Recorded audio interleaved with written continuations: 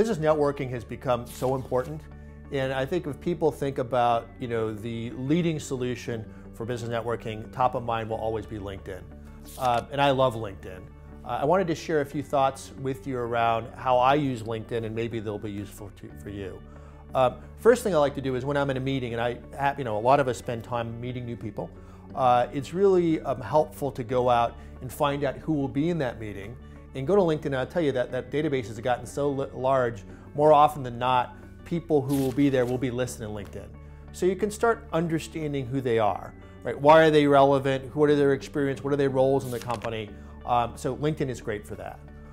Secondarily, when I'm trying to accomplish something, LinkedIn is a great resource to say, how do I get into a certain company? How do I find a certain skill set? So if you have a LinkedIn profile, you can use their search function and look for people who you're either in your network today or maybe one or two connections away, and get those introductions so you can get in front of those people you really want to find. Other item I'd ask about LinkedIn, and people always ask me this question, is about managing your connections. Should I connect to everybody? Should I accept all those connections? And I think you have to be thoughtful about that, in the sense that you don't want to connect to everybody. I think we only need so many friends in India or the Ukraine who spam us, so we want to turn those away.